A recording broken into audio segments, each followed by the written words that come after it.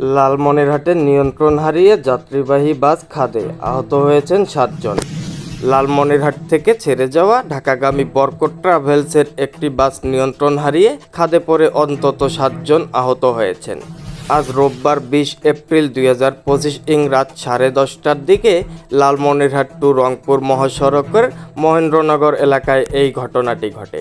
সরেজমিনে খোঁজ নিয়ে স্থানীয় সূত্রে জানা গিয়েছে, বাসটি দ্রুত গতিতে যাওয়ার সময় অন্য একটি ট্রাককে ধাক্কা দিলে বাসটি নিয়ন্ত্রণ হারিয়ে রাস্তার পাশে খাদে পড়ে যায় এবং বাসে থাকা প্রায় 35 জন যাত্রীর মধ্যে অন্তত 7 জন গুরুতর আঘাত পেয়েছেন।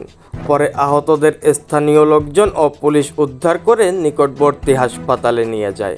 তাদের মধ্যে কয়েকজনের অবস্থা আশঙ্কাজনক বলে জানা গিয়েছে। এই বিষয়ে লালমনিরহাট সদর থানার ভারপ্রাপ্ত কর্মকর্তা ওসি মোহাম্মদ নুরনবী ঘটনার সত্যতা নিশ্চিত করেছেন। তিনি সাংবাদিকদের জানান, লালমনিরহাট টু রংপুর মহাসড়কের মহেন্দ্রনগর এলাকার বরকত ট্রাভেলসের একটি বাস নিয়ন্ত্রণ হারিয়ে রাস্তার পাশে হেলে পড়েছে। খবর পেয়ে পুলিশ ঘটনাস্থলে পৌঁছে উদ্ধার কাজ শুরু করে এবং প্রাথমিকভাবে 7 যাত্রীর আহত হওয়ার খবর পাওয়া গিয়েছে। তবে আমরা আরও বিস্তারিত জানার চেষ্টা করছি।